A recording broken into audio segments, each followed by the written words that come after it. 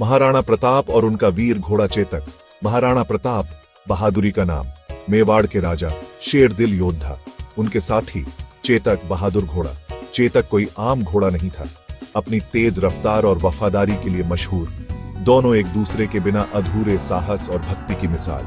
यह कहानी है उनके बंधन की, खतरे के सामने उनकी बहादुरी की, बलिदान की, जो आज भी हमें प्रेरित करता है। यह कहानी है महाराणा प्रताप और चेतक की। हल्दी घाटी का युद्ध, साल 1576। मुगल बादशाह अकबर मेवाड़ पर कब्जा करना चाहता था। महाराणा प्रताप ने झुकने से इनकार कर दिया, अपनी मातृभूमि की रक्षा का प्रण लिया।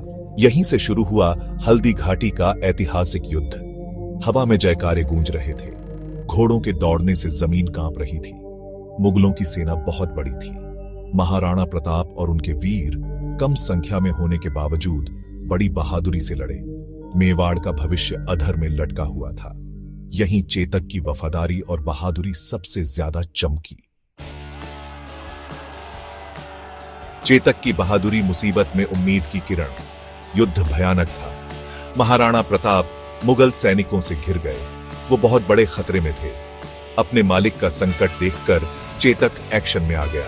वो नीले रंग का बवंडर बन गया। उसके खुरों की आवाज युद्ध के मैदान में गूंज रही थी।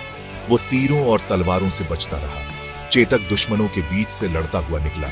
उसने महाराणा प्रताप को युद्ध के मैदान से दूर ले गया। उसकी रफ्तार का कोई जवाब नहीं था। एक बड़ी नदी को पार करके उसने अपने मालिक की जान बचाई। आखिरी छलांग और अमर कहानी। चेतक बुरी तरह घायल हो गया था। उसका वफादार दिल आखिरी धड़कनें गिन रहा था। अपनी आखिरी सांसों तक वो महाराणा प्रताप को सुरक्षित जगह पर ले गया।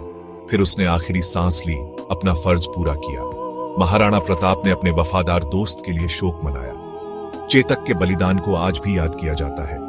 वो वफादारी, साहस और बलिदान का प्रतीक है।